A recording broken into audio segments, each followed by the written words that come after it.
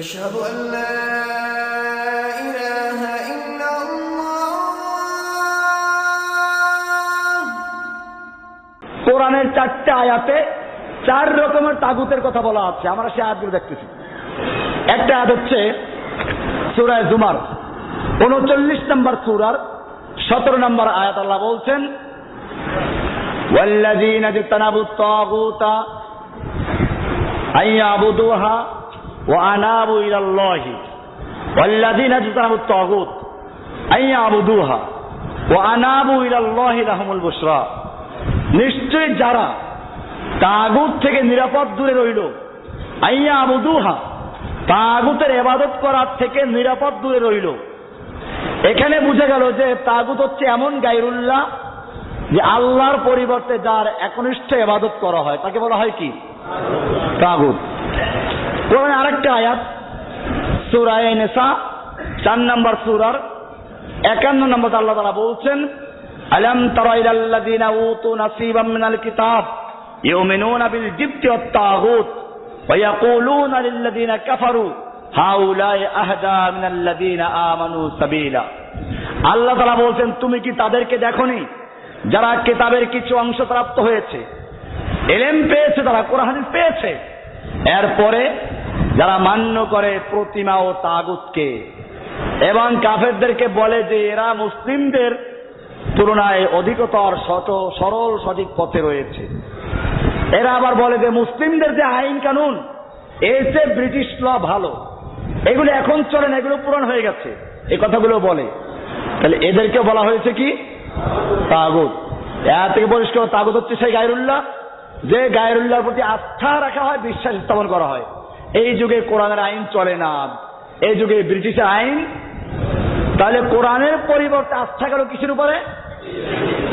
এই হলো তাগুত। তৃতীয় আয়াত আল্লাহ তাআলা বলছেন সূরা নিসা 4 নম্বর সূরা 7 নম্বর আয়াত আল্লাহ বলছেন, আলাম তারা ইলাল্লাযীনা ইয়াজউমুনা আন্নাহুম আমানু বিমা উনজিলা ইলাইকা ওয়া মা উনজিলা মিন ক্বাবলিকা ইউরিদুনা আন ইয়াতাহাকামু ইলাত তাগুত ওয়া ক্বাদ উমিরু আন ইয়াকফুরু বিহি ওয়া ইউরিদু আশ-শাইতানু আন ইউদিল্লাহুম দালালাম বাঈদা। আল্লাহ তাআলা বলছেন, আপনি কি তাদেরকে দেখেননি যারা দাবি করে যে নিশ্চয়ই তারা ঈমান এনেছে তার উপর যা নাজিল করা হয়েছে তোমার প্রতি এবং যা নাজিল করা হয়েছে তোমার পূর্বে, অর্থাৎ তোমার উপরে যা নাজিল করা কোরআন এটার উপর ঈমান এনেছে, আগের আসমানি কিতাবগুলো সব মানে, অথচ ওয়ায়ুরিদুনা আন ইয়াতাহাকামু ইলাত তাগুত, অথচ তারা বিচার নিয়ে যেতে চায় কার কাছে? তাগুতের কাছে। ওয়া ক্বাদ উমিরু আন ইয়াকফুরু বিহি, অথচ তাদেরকে নির্দেশ দেওয়া হয়েছে তাকে অস্বীকার করতে, তাগুতকে বর্জন করতে, তারা তা করে নাই। আল্লাহ বলছেন, ওয়ায়ুরিদু আশ-শাইতানু আন ইউদিল্লাহুম দালালাম বাঈদা, শয়তান তাদেরকে ঘোর বিভ্রান্তিতে বিভ্রান্ত করতে চায়। সূরা নিসা 4 নম্বর সূরা 7 নম্বর আয়াত। এখানে বুঝে গেল তাগুত বলা হয়েছে কাকে? যার কাছে মানুষেরা বিচার ফয়সালা নিয়ে যায়।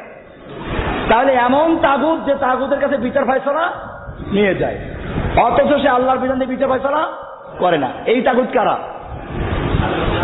এই তাগুত কারা? এই বিচারকরা, শাসকরা, জাজ। কারণ এখানে আমাদের দেশে তর্জমা করে লেখা আছে শয়তান। শয়তানের কাছে বিচার নিয়ে যায় কেউ? শয়তানের কি ইজলাস আছে যে ইজলাসে মানুষের দল দলে বিচার নিয়ে যায়? সেখানে উকিল আছে?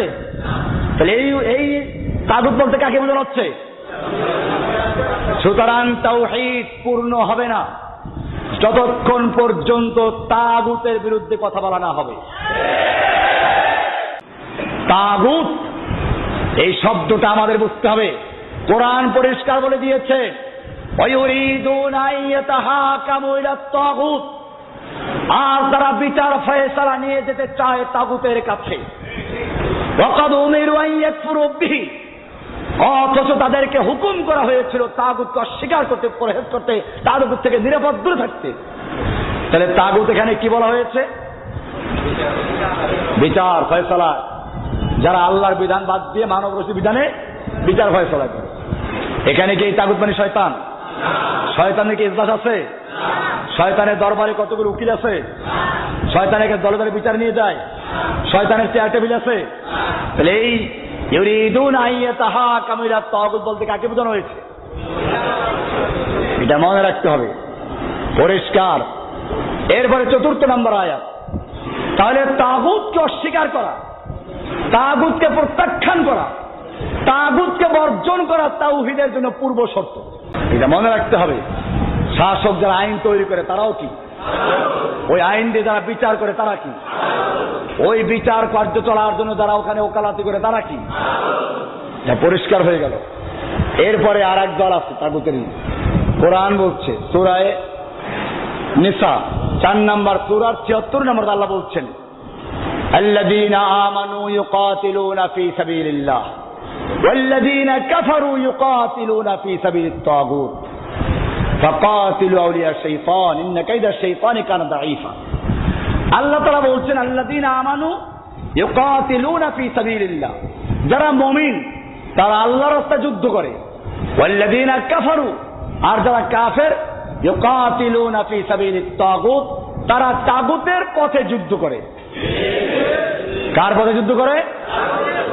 তাহলে বোঝা গেল তাগুত কে। তাহলে এখানে তাগুত হচ্ছে ওই ব্যক্তি বা গোষ্ঠী বা দল যাদেরকে প্রতিষ্ঠিত করাবার জন্য একদল লোক যুদ্ধ করে, মারামারি করে।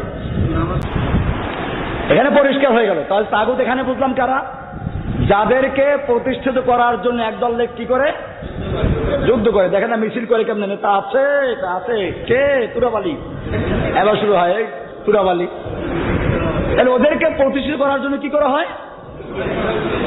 কেউ জনকের আদর্শ প্রতিষ্ঠা করার জন্য যুদ্ধ করে, কেউ দোষকের আদর্শ প্রতিষ্ঠা করার যুদ্ধ করে। এটা বেশ কম নাকি? এটা পরিষ্কার। আল্লাহ তাআলা এখানে বলে দিয়েছেন ওয়াল্লাযীনা কাফারু ইউকাতিলুনা ফী সাবিলিত তাগুত, যারা কাফের তারা তাগুতের পথে যুদ্ধ করে। তাহলে বোঝা গেল তাগুত হচ্ছে এমন এক গায়রুল্লাহ, যেই গায়রুল্লাহকে প্রতিষ্ঠিত করার জন্য একদল লোক প্রাণ দিয়ে যুদ্ধ করে। কি করে? ইউকাতিলুনা, কিতাল করে, যুদ্ধ করে, প্রাণান্তকর লড়াই করে, সংগ্রাম করে। বিষয়গুলো পরিষ্কার কিনা? তাহলে এই তাগুতকে বর্জন করা ছাড়া ঈমান পূর্ণ হতে পারে? এবারে আমরা দেখো বড় বড় তাগুতগুলো কি আছে। বড় বড় তাগুতগুলো যেমন প্রথম তাগুত শয়তান। প্রথম তাগুতকে তাগুত আমরা বলেছি যে নিজে ইবাদত নেয়, আল্লাহর ইবাদত করার পরিবর্তে সীমা লঙ্ঘন করে যে নিজে ইবাদত নেয়, আল্লাহর দাসত্ব করার সীমা অতিক্রম করে যে নিজে মানুষের দাসত্ব নেয়। তো শয়তানও দাসত্ব নেয়। সূরা ইয়াসিনে বলা আছে, আলাম আহাদ ইলাইকুম ইয়া বানি আদম আল্লাহ তা'বুদুশ শাইতান, হে বনি আদম আমি তোমাদেরকে কি বলে রাখি নাই যে তোমরা শয়তানের ইবাদত করো না? এখানে পরিষ্কার যে মানুষ শয়তানের কি করে। তো শয়তানের ইবাদত কেমনে করে? কেউ তো স্বীকার করবে না। তার মানে শয়তান যেটা করতে বলে ওইটা করাই হচ্ছে শয়তানের ইবাদত করা, অর্থাৎ পরোক্ষভাবে সে শয়তানের ইবাদত নেয়। এই কারণে শয়তান একটা তাগুত। এরপরে শাসক, এটা তো পরিষ্কার হয়ে গেছে আগের আলোচনাতেই। বিচারক, এগুলো কি তাগুত। পীর ফকির, এগুলো তাগুত। কেমনে? পীর ফকিররাও ইবাদত তৈরি করে দেয়, তৈরি করে দিয়ে তারপরে তাদের তৈরি করা ইবাদত মানাই মানে কি করা? তাদেরকে ইবাদত দেওয়া। অতএব তারাও তাগুত। তাছাড়া কিছু আমি দেখাইলামই যে যেমন যাদের নামে পশু জবাই করা হয়, তাদের নামে মান্যত করা হয়, এগুলো আল্লাহর ইবাদত। এগুলো কি করা হয়? পীরের দরবার থেকে যাওয়ার সময় পিস বালে যায়। হ্যাঁ, এ সমস্ত কি? এগুলো সকলে ইবাদত। অবশ্য পিস বালে যখন ইবাদত না, এগুলো তৈরি করা ইবাদত। এরপরে গণক, জ্যোতিষী, জাদুকর, এরা গায়েব জানার দাবি করে, এগুলো তাগুত। আল হাওয়া, নিজের প্রবৃত্তি, আল্লাহর হুকুম একটা আর নিজের মনে তার একটা। তা আল্লাহর পরিবর্তে ইবাদত করলো কার? ফজর আযান হয়ে গেল, আল্লাহর হুকুম হাইয়া আলাস সালাত, আসসালাতু খায়রুম মিনান নাওম, চলে আসো। আর নফসে কয় না না, আর নাওমু খায়রুম মিনাস সালাত, সালাতের চেয়ে ঘুম ভালো। আল্লাহর ডাক হচ্ছে ঘুমের চেয়ে নামাজ ভালো। নফস বললো কি? নামাজের চেয়ে ঘুম ভালো, ঘুমোই একটু। তাহলে এখন যে আল্লাহর হুকুম বাদ দিয়ে পূজা করলো কার? এই প্রত্যেকের উপর আমার ওই যে বিস্তারিত দলিল যে লেখা আছে কিতাবুল ঈমান, কিতাবুল আকায়েদের ভিতরে তাগুত আরেকটা আছে, তাকলিদে আবা। এটা রয়ে গেছে বাপ দাদার অনুসরণ। আল্লাহু আকবার। যখনই কোরআন হাদিস দলিল দেওয়া হয় তো বলে কি বাপ দাদার যুগ থেকে করে আসছি, অমুক হুজুরা কি কম বুঝে। ওই যে চিংড়ি মাছ যখন সামনে চলে পানির ভিতরে একটু একটু আস্তে আস্তে হাঁটে, আজ সামনে কোনো বাধা পায় এক ধাক্কায় অনেক দূর চলে গেছে। আপনি যখন কোরআন হাদিস দিয়ে আস্তে আস্তে দলিল দিয়ে বুঝাইবেন, একটু তো বুঝছিল, যখনই ওই হুজুরের কাছে গেল, হুজুর বলবে কি, আরে আমরা কি কম বুঝি, এত হুজুররা কম বোঝে, বাপ দাদা যুক্তি করে আসছি, এক ধাক্কায় আপনি যা বুঝাইলেন সব শেষ। তাড়াতাড়ি আবার কোরআন হাদিস বাদ দিয়ে, আমি এই জন্য বলেছি তাগুত খালি কোন ব্যক্তি না, তাগুত পূর্বপুরুষ হতে পারে, তাগুত দল হতে পারে। একটা দলকে প্রতিষ্ঠার জন্য সংগ্রাম করে, ওই দলটাই কি তাগুত। একটা মতবাদকে প্রতিষ্ঠিত করার জন্য আল্লাহর মতবাদ বাদ দিয়ে ওটার জন্য সংগ্রাম করে, ওটা কি তাগুত। আল্লাহর কোরআন হুকুম বাদ দিয়ে বাপ দাদার অনুসরণ করে, বাপ দাদার রসম রেওয়াজের, এই বাপ দাদার রসম রেওয়াজটাও কি, এটাকে তাকালি দিয়ে আবার এর উপর আমার দলিল আছে অনেকগুলো। যখনই কোনো নবীদেরকে বলা হয়েছে, নবীরা দাওয়াত দিয়েছেন জাতিকে, তারা বলছে ওয়াজাদনা আলাইহি আবানা, আমরা বাপ দাদার যুগ থেকে এই কাজটা পেয়েছি, বাপেরা করেছে, দাদারা করেছে, তুমি কি বেশি বুঝো? আমাদের কি মুক্তি নাই? আমাদের কি মুহাদ্দিস নাই? আমাদের সব আছে। আপনি যখন কোরআন সুন্নাহ দলিল দিবেন, তখন সে বলবে কি, আরে তুমি তো কোরআন পড়তে জানো না, তুমি তো হাদিস পড়তে জানো না, তুমি আরবি পড়ো। আপনি বলবেন যে আমি আরবি তৈরি বুঝি না, আমার কাছে নাম্বার আছে আয়াতে, আগে বলেন যে এটা কোরআনে নাই, তাহলে আমি তৈরি করবো। আমি যেটা বললাম সেটা কোরআনে আছে কিনা যে বলেন আপনি। আমি পড়তে পারি কি পারি পরের কথা, আমি যেটা বললাম সেটা কোরআনে আছে কিনা, হাদিসে আছে কিনা। যদি বলেন নাই তো বলেন নাই, রেখে দেন, জীবনে লাগবে না, কারণ জানে কোরআনে আছে। আপনাকে বোকা বানাবার জন্য খালি ধাক্কা মারছে একটা, এরা কোনো দলিল পেশ করতে পারবে না ইনশাআল্লাহ। এই জন্য ভয়ের কোনো কারণ নাই, স্থিরভাবে দাঁড়াবেন শক্ত হইয়া। মার খালে খাবো তার জন্য, এই বাপ দাদার পূজাটাই চলছে বেশি এখন। এই হলো আমাদের পরিষ্কার বক্তব্য। এর পরিবর্তে যদি কোনো ব্যক্তি বেশি সংখ্যায় লোক দেখলো, বড় বড় মুফতি মুহাদ্দিস দেখলো, পীর দেখলো, তাহলে কোরআন সুন্নাহ বাদ দিয়ে যদি এই বাপ দাদার আনুগত্য করা হয়, তাহলে ওইটাই কি তাগুত।